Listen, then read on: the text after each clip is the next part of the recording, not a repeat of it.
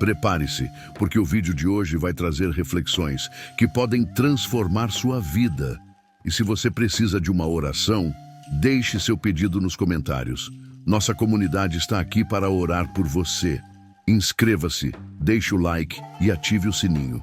Agora, vamos mergulhar na palavra de Deus. Hoje vamos abordar um tema que desperta muita curiosidade e reflexão. O que acontece com os mortos? A vida após a morte é um assunto que intriga a humanidade há séculos, e a Bíblia nos oferece respostas claras e profundas sobre esse mistério.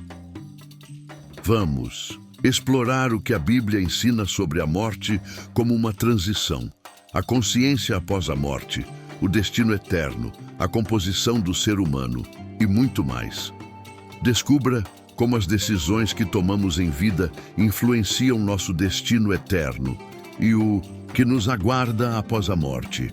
Fique conosco até o final, pois esse conhecimento pode transformar sua vida e sua relação com Deus. A morte como transição, não como fim.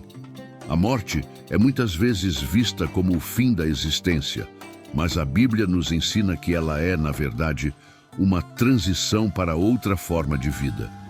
Em Eclesiastes capítulo 12, versículo 7, lemos: "E o pó volte à terra como era, e o espírito volte a Deus que o deu." Este versículo nos mostra que enquanto o corpo retorna ao pó, o espírito continua a existir e retorna a Deus. A morte é descrita na Bíblia como um sono temporário aguardando a ressurreição. Em João capítulo 11, versículo 11, Jesus diz: "Lázaro, o nosso amigo, dorme, mas vou despertá-lo do sono." Jesus usa a metáfora do sono para indicar que a morte não é o fim, mas um estado temporário até a ressurreição. Esta visão oferece conforto e esperança, mostrando que a morte não é uma conclusão definitiva, mas uma passagem para uma nova fase da existência. A perspectiva bíblica da morte, como uma transição, é fundamental para a nossa compreensão da vida após a morte. Ela nos ajuda a ver a morte não como uma tragédia final, mas como uma etapa natural do plano de Deus para a humanidade. Em Filipenses capítulo 1, versículo 21, Paulo escreve: "Porque para mim o viver é Cristo, e o morrer é ganho." Para Paulo, a morte era uma oportunidade de estar com Cristo, o que ele considerava um grande ganho. Essa visão transforma a maneira como encaramos a vida e a morte. Sabendo que a morte é uma transição e não o fim, podemos viver com mais propósito e esperança. Podemos focar em nossa relação com Deus e em como nossas ações e decisões terrenas influenciam nosso destino eterno. Agora que entendemos a morte como uma transição, vamos explorar o que a Bíblia diz sobre a consciência após a morte. Não se esqueça de deixar seu comentário sobre o que você aprendeu até agora. Você já tinha pensado na morte como uma transição e não como um fim? Compartilhe suas reflexões. A consciência após a morte, segundo a Bíblia. A questão da consciência após a morte é uma das mais intrigantes e debatidas. A Bíblia fornece várias passagens que nos ajudam a entender o estado de consciência dos mortos. Em Lucas capítulo 16, versículos 22 e 23, Jesus conta a parábola do rico e Lázaro. "E aconteceu que o mendigo morreu e foi levado pelos anjos para o seio de Abraão. E morreu também o rico e foi sepultado. E no inferno ergueu os olhos, estando em tormentos, e viu ao longe a Abraão e a Lázaro no seu seio." Esta passagem sugere que após a morte há uma continuidade da consciência, onde os justos estão em paz e os ímpios em tormento. Outra passagem significativa é encontrada em Apocalipse capítulo 6, versículos 9 e 10. "E havendo aberto o quinto selo, vi debaixo do altar as almas dos que foram mortos por amor da palavra de Deus e por amor do testemunho que deram. E clamavam com grande voz, dizendo: Até quando, ó verdadeiro e santo dominador, não julgas e vingas o nosso sangue dos que habitam sobre a terra? Aqui, vemos que as almas dos mártires estão conscientes e clamam por justiça, indicando que mantêm uma consciência ativa após a morte. A consciência após a morte também é abordada em 2 Coríntios capítulo 5, versículo 8, onde Paulo expressa sua confiança. Mas temos confiança e desejamos antes deixar este corpo para habitar com o Senhor. Paulo acreditava que ao deixar o corpo físico, ele estaria consciente na presença do Senhor, o que reforça a ideia de continuidade da consciência após a morte. Essa compreensão da consciência pós-morte nos ajuda a viver com uma perspectiva eterna.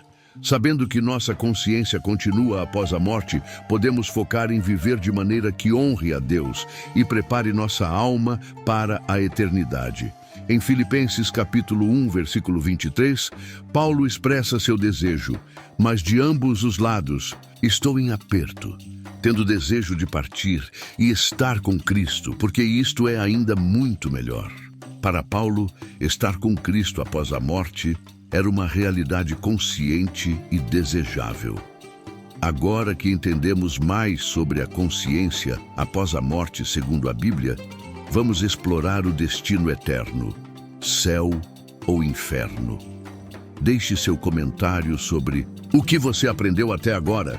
Você acredita na continuidade da consciência após a morte? Compartilhe suas reflexões. O destino eterno, céu ou inferno. A Bíblia é clara ao descrever os dois destinos eternos possíveis para a alma humana, o céu e o inferno. Esses destinos são determinados pela nossa relação com Deus e nossas escolhas durante a vida terrena. Em João capítulo 14, versículo 2, Jesus promete: na casa de meu Pai há muitas moradas. Se não fosse assim, eu vô-lo teria dito: vou preparar-vos lugar. O céu é descrito como um lugar de eterna paz e comunhão com Deus, preparado para aqueles que o amam e seguem seus mandamentos.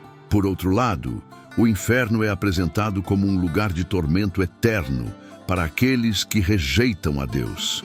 Em Mateus capítulo 25, versículo 41, Jesus fala sobre o julgamento final. Então dirá também aos que estiverem à sua esquerda: apartai-vos de mim, malditos, para o fogo eterno, preparado para o diabo e seus anjos. Esta passagem mostra que o inferno é um lugar de punição eterna, reservado para os ímpios e para aqueles que não aceitaram a salvação oferecida por Jesus Cristo. A escolha entre céu e inferno é uma questão de livre arbítrio e fé. Em João capítulo 3, versículo 16, lemos: porque Deus amou o mundo de tal maneira que deu o seu Filho unigênito, para que todo aquele que nele crê não pereça, mas tenha a vida eterna. Este versículo destaca o amor de Deus e a oferta de salvação através de Jesus Cristo. A aceitação dessa oferta determina nosso destino eterno. A importância de nossas decisões terrenas é enfatizada em Romanos capítulo 6, versículo 23. Porque o salário do pecado é a morte, mas o dom gratuito de Deus é a vida eterna, por Cristo Jesus, nosso Senhor.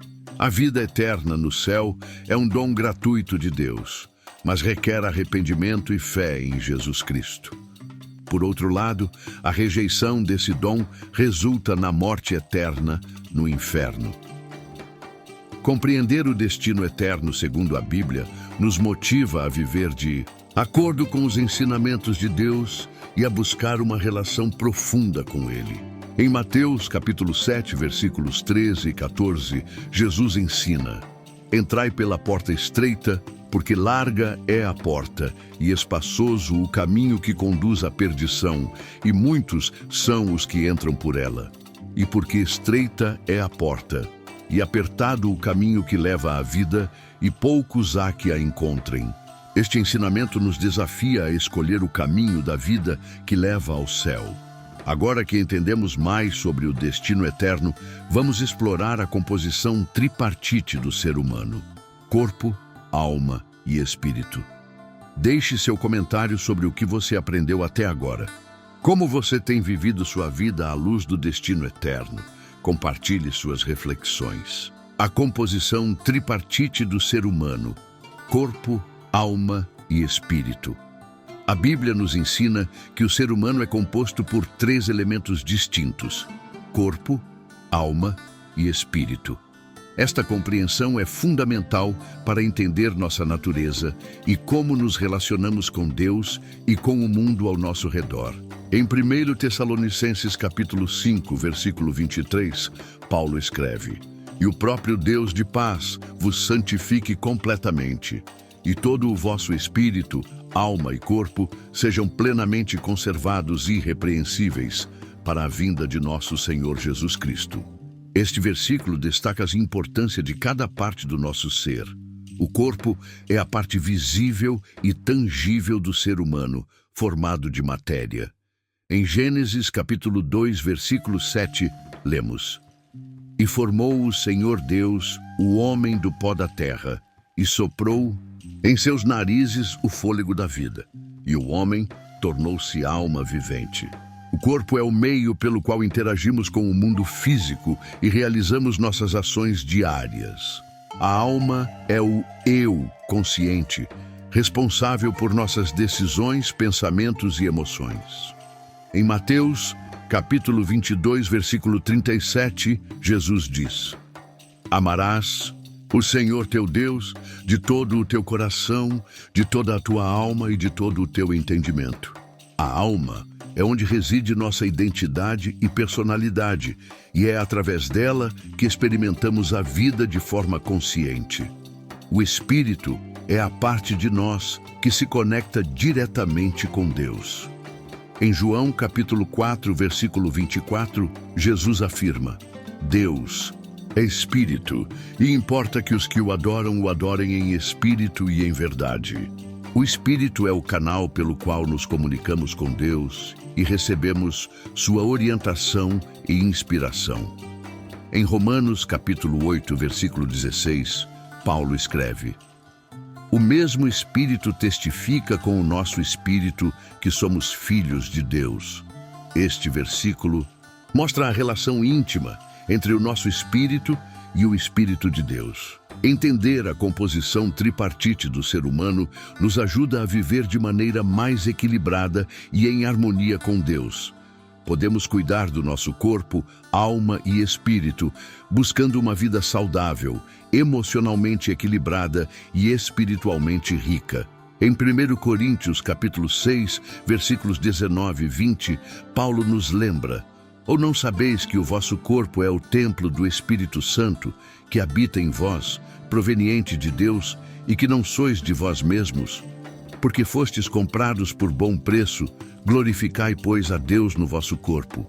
Agora que entendemos a composição tripartite do ser humano, vamos explorar o estado dos mortos, justos em paz, ímpios em tormento. Deixe seu comentário sobre o que você aprendeu até agora. Você já sabia que somos compostos por corpo, alma e espírito? Compartilhe suas reflexões. O estado dos mortos, justos em paz, ímpios em tormento.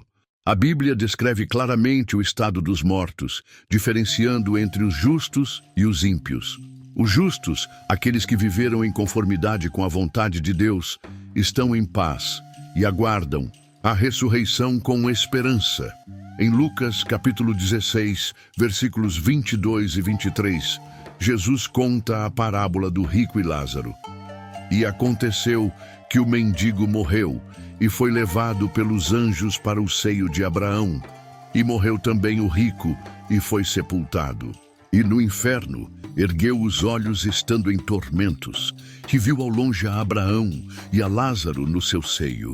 Esta passagem mostra que Lázaro, o justo, está em paz no seio de Abraão, enquanto o rico, o ímpio, está em tormento no inferno. Os justos estão em um estado de descanso e paz, aguardando a ressurreição dos mortos. Em Apocalipse capítulo 14, versículo 13, lemos: E ouvi uma voz do céu que me dizia: escreve, bem-aventurados os mortos que desde agora morrem no Senhor. Sim, diz o Espírito, para que descansem dos seus trabalhos e as suas obras os seguem. Este versículo nos mostra que os justos, aqueles que morrem no Senhor, estão abençoados e descansam de seus trabalhos, aguardando a recompensa eterna. Por outro lado, os ímpios estão em um estado de tormento e sofrimento.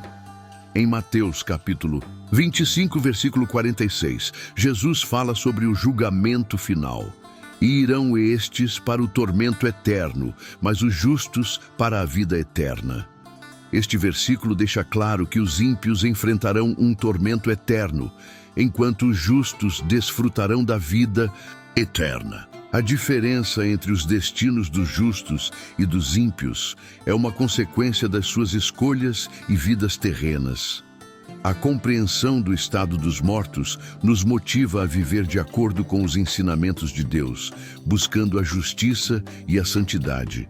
Nos 2 Coríntios, capítulo 5, versículo 10, Paulo escreve: porque todos devemos comparecer ante o tribunal de Cristo, para que cada um receba segundo o que tiver feito por meio do corpo, ou bem ou mal. Este versículo nos lembra que todos seremos julgados de acordo com nossas ações e que nossas escolhas terrenas têm consequências eternas. Agora que entendemos o estado dos mortos, vamos explorar a importância das decisões terrenas para o destino eterno. Deixe seu comentário sobre o que você aprendeu até agora. Como você tem vivido sua vida à luz do estado dos mortos? Compartilhe suas reflexões. A importância das decisões terrenas para o destino eterno. As decisões que tomamos durante nossa vida terrena têm um impacto significativo no nosso destino eterno. A Bíblia nos ensina que nossas escolhas, ações e fé determinam se passaremos a eternidade no céu ou no inferno. Em Deuteronômio, capítulo 30, versículo 19, Deus diz: os céus e a terra tomo hoje por testemunhas contra vós, que vos tenho proposto a vida e a morte, a bênção e a maldição. Escolhe, pois, a vida, para que vivas, tu e a tua descendência. Este versículo nos lembra que Deus nos dá a liberdade de escolha, mas nos exorta a escolher a vida. A aceitação de Jesus Cristo como Senhor e Salvador é a decisão mais importante que podemos tomar.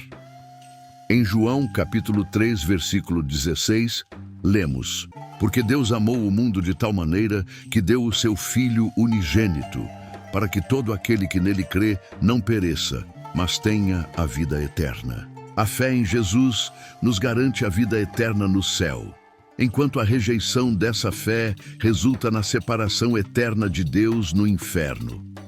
Nossas ações também refletem nossa fé e têm consequências eternas. Em Tiago, capítulo 2, versículo 26, lemos: porque assim como o corpo sem o espírito está morto, assim também a fé sem obras é morta. Este versículo nos ensina que a verdadeira fé se manifesta em ações e que nossas obras são uma evidência de nossa fé em Deus. Em Mateus capítulo 25, versículos 34 e 36, Jesus fala sobre o julgamento final. Então dirá o rei aos que estiverem à sua direita: vinde, benditos de meu Pai, possuí por herança o reino que vos está preparado desde a fundação do mundo. Porque tive fome, e destes-me de comer. Tive sede, e destes-me de beber. Era estrangeiro, e hospedastes-me. Estava nu, e vestistes-me. Adoeci, e visitastes-me. Estive na prisão, e fostes ver-me. As ações de compaixão e amor são recompensadas com a herança do reino de Deus. Além disso, nossas decisões diárias e o modo como vivemos nossa vida refletem nossa relação com Deus. Em Gálatas, capítulo 6, versículo 7, Paulo escreve: não erreis, Deus não se deixa escarnecer, porque tudo o que o homem semear, isso também ceifará. Este versículo nos lembra que colhemos o que plantamos e que nossas escolhas têm consequências. Viver de acordo com os princípios bíblicos e buscar a santidade nos prepara para a vida eterna com Deus. Agora que entendemos a importância das decisões terrenas para o destino eterno, vamos explorar o livro de Enoque e sua visão sobre a vida após a morte. Deixe seu comentário sobre o que você aprendeu até agora, como você tem tomado decisões que refletem sua fé em Deus. Compartilhe suas reflexões. O livro de Enoque e sua visão sobre a vida após a morte. O livro de Enoque é um texto apócrifo que oferece uma visão fascinante sobre a vida após a morte e o destino dos justos e ímpios. Embora não faça parte do cânone bíblico, ele é considerado um texto importante na literatura judaica e cristã primitiva. O livro de Enoque descreve visões detalhadas do céu, do inferno e do julgamento final, proporcionando uma compreensão mais profunda da vida após a morte. Enoque, o sétimo desde Adão, é mencionado na Bíblia em Gênesis capítulo 5, versículo 24. E andou Enoque com Deus, e não apareceu mais, porquanto Deus para si o tomou. Este versículo destaca a relação íntima de Enoque com Deus e sua ascensão ao céu sem passar pela morte, o que lhe confere uma perspectiva única sobre o mundo espiritual. No livro de Enoque, encontramos descrições vívidas do paraíso, onde os justos aguardam em paz e alegria. Em Enoque, capítulo 22, versículo 9, lemos: E então fui levado a outro lugar, e ele me mostrou a oeste uma grande e elevada montanha de rochas duras. E ali havia 4 cavernas profundas, largas e muito lisas. 3 delas eram escuras e uma era iluminada, e havia uma fonte de água no meio dela. Esta passagem descreve um lugar de descanso e paz para os justos, contrastando com as cavernas escuras que simbolizam o tormento dos ímpios. O livro de Enoque também aborda a importância do julgamento final e a ressurreição dos mortos. Em Enoque capítulo 91, versículo 10, lemos: E depois disso haverá um julgamento justo, e todas as obras dos ímpios desaparecerão da terra, e o mundo será purificado de toda impiedade.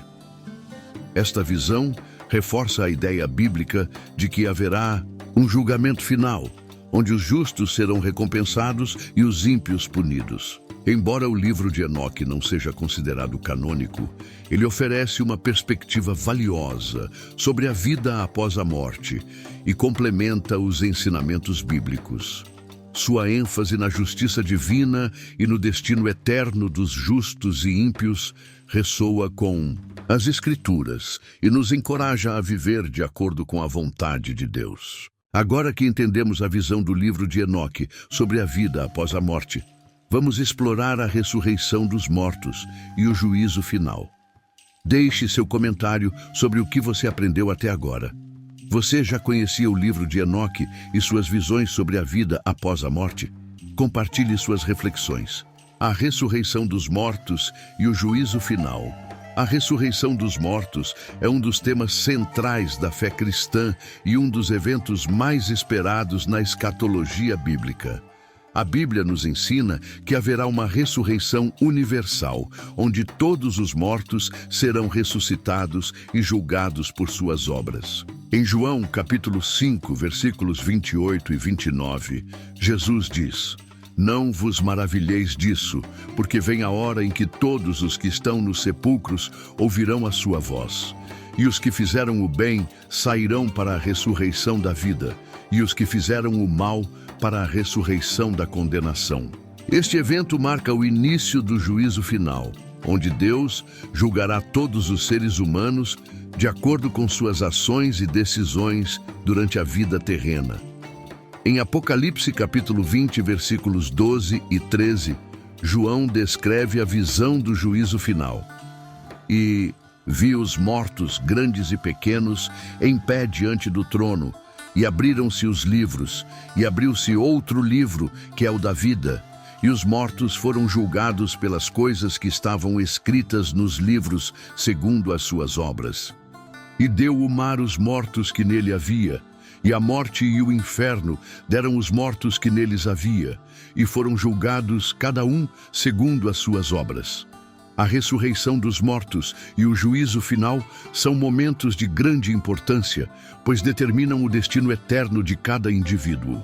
Aqueles que viveram de acordo com a vontade de Deus e aceitaram Jesus Cristo como seu Salvador, serão recompensados com a vida eterna no céu. Em 1 Coríntios, capítulo 15, versículo 52, Paulo escreve: Num momento, num abrir e fechar de olhos, ante a última trombeta, porque a trombeta soará e os mortos ressuscitarão incorruptíveis e nós seremos transformados. Esta passagem nos dá esperança e certeza de que os justos receberão corpos glorificados e viverão eternamente com Deus. Por outro lado, aqueles que rejeitaram a Deus e viveram em desobediência enfrentarão a condenação eterna. Em Mateus, capítulo 25, versículo 46, Jesus afirma: E irão estes para o tormento eterno, mas os justos para a vida eterna. Este versículo destaca a seriedade do juízo final e a importância de viver uma vida alinhada com os ensinamentos de Cristo. A ressurreição dos mortos e o juízo final nos lembram da justiça e misericórdia de Deus. Eles nos encorajam a viver com propósito, buscando agradar a Deus em tudo o que fazemos e a compartilhar o Evangelho com os outros para que mais pessoas possam experimentar a salvação e a vida eterna. O lago de fogo como destino dos ímpios. O lago de fogo é descrito na Bíblia como o destino final dos ímpios, daqueles que rejeitaram Deus e viveram em desobediência aos seus mandamentos. Este lugar de tormento eterno é mencionado várias vezes nas Escrituras e é um dos aspectos mais sombrios do julgamento final. Em Apocalipse, capítulo 20, versículo 15, lemos: E aquele que não foi achado escrito no livro da vida foi lançado no lago de fogo. Este versículo deixa claro que aqueles cujos nomes não estão inscritos no livro da vida enfrentarão a condenação eterna. O lago de fogo é frequentemente associado com a segunda morte, uma separação eterna de Deus.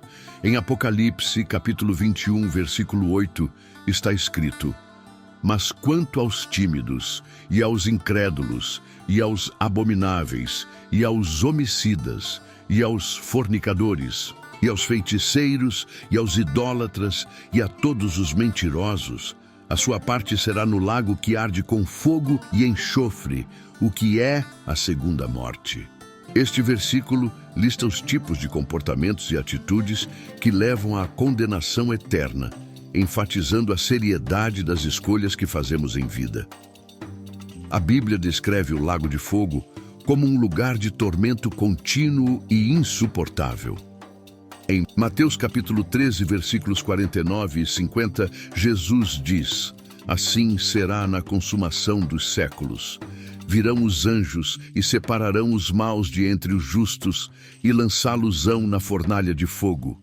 Ali haverá pranto e ranger de dentes. Esta imagem de sofrimento eterno serve como um aviso severo sobre as consequências de rejeitar a salvação oferecida por Deus através de Jesus Cristo. O conceito do lago de fogo também nos lembra da justiça de Deus. Ele é um Deus de amor e misericórdia, mas também de justiça e retidão. Em 2 Tessalonicenses capítulo 1, versículos 8 e 9, Paulo escreve: Como labareda de fogo, tomando vingança dos que não conhecem a Deus e dos que não obedecem ao Evangelho de nosso Senhor Jesus Cristo, os quais, por castigo, padecerão eterna perdição ante a face do Senhor e a glória do seu poder. Este versículo reforça a ideia de que a justiça de Deus será plenamente revelada no julgamento final. Por mais difícil que seja contemplar a realidade do lago de fogo, é importante lembrar que Deus não deseja que ninguém pereça, mas que todos cheguem ao arrependimento. Em 2 de Pedro, capítulo 3, versículo 9, lemos: O Senhor não retarda a sua promessa, ainda que alguns a tenham por tardia, mas é longânimo para conosco, não querendo que alguns se percam, senão que todos venham a arrepender-se. Este versículo nos encoraja a buscar a Deus e a viver de acordo com seus mandamentos, para que possamos evitar a condenação eterna. Agora que entendemos o lago de fogo como destino dos ímpios, vamos seguir para o próximo capítulo, onde discutiremos a Nova Jerusalém como recompensa eterna para os justos. A Nova Jerusalém como recompensa eterna para os justos. A Nova Jerusalém é descrita na Bíblia como a cidade celestial, que será a recompensa eterna para os justos. Este lugar de indescritível beleza e glória é o destino final daqueles que aceitaram Jesus Cristo como seu Salvador e viveram de acordo com os mandamentos de Deus. Em Apocalipse capítulo 21, versículo 2, João escreve: "E eu, João, vi a santa cidade, a nova Jerusalém, que de Deus descia do céu, adereçada como uma esposa ataviada para o seu marido." A nova Jerusalém é apresentada como um lugar de paz, alegria e comunhão eterna com Deus. Em Apocalipse, capítulo 21, versículo 4, lemos: "E Deus limpará de seus olhos toda lágrima, e não haverá mais morte, nem pranto, nem clamor, nem dor, porque já as primeiras coisas são passadas." Esta promessa de um futuro sem sofrimento é uma fonte de grande conforto e esperança para os crentes. A cidade é descrita com detalhes impressionantes, destacando sua magnificência e perfeição. Em Apocalipse capítulo 21, versículos 18 e 19, João descreve: "E a construção do seu muro era de jaspe, e a cidade de ouro puro, semelhante a vidro puro. E os fundamentos do muro da cidade estavam adornados de toda pedra preciosa." Esta descrição nos dá uma visão da glória e esplendor que aguardam os justos na eternidade. A Nova Jerusalém também é um símbolo da presença contínua de Deus com seu povo. Em Apocalipse capítulo 21, versículo 3, está escrito: "E ouvi uma grande voz do céu que dizia: Eis aqui o tabernáculo de Deus com os homens, pois com eles habitará, e eles serão o seu povo, e o mesmo Deus estará com eles, e será o seu Deus." Esta comunhão direta e eterna com Deus é a maior recompensa que os justos podem receber. A entrada na Nova Jerusalém é reservada para aqueles cujos nomes estão escritos no livro da vida. Em Apocalipse, capítulo 21, versículo 27, lemos: "E não entrará nela coisa alguma que contamine, e cometa abominação e mentira, mas só os que estão inscritos no livro da vida do Cordeiro." Este versículo enfatiza a importância de viver uma vida de santidade e fidelidade a Deus. A promessa da Nova Jerusalém nos encoraja a perseverar na fé e a viver de acordo com os ensinamentos de Cristo. Ela nos lembra que, apesar das dificuldades e desafios desta vida, há uma recompensa eterna esperando por nós. Em 1 Coríntios capítulo 2, versículo 9, Paulo escreve: "Mas como está escrito, as coisas que o olho não viu e o ouvido não ouviu e não subiram ao coração do homem, são as que Deus preparou para os que o amam." Chegamos ao final do nosso estudo sobre a vida após a morte, e espero que você tenha aprendido muito sobre o que a Bíblia ensina sobre este tema tão importante. Vimos que a morte é uma transição, não um fim, e que nossas decisões terrenas influenciam nosso destino eterno. Exploramos o estado dos mortos, a ressurreição, o juízo final, o lago de fogo e a Nova Jerusalém. Entender esses conceitos pode transformar nossa vida e nossa relação com Deus. Devemos viver com propósito, buscando agradar a Deus em tudo o que fazemos e compartilhando o Evangelho com os outros. Se este vídeo te ajudou, não se esqueça de curtir, compartilhar e se inscrever no canal para mais conteúdo sobre histórias bíblicas e crescimento espiritual. Deixe seu comentário sobre o que você aprendeu e como você tem buscado fortalecer sua relação com Deus. Vamos crescer juntos na fé.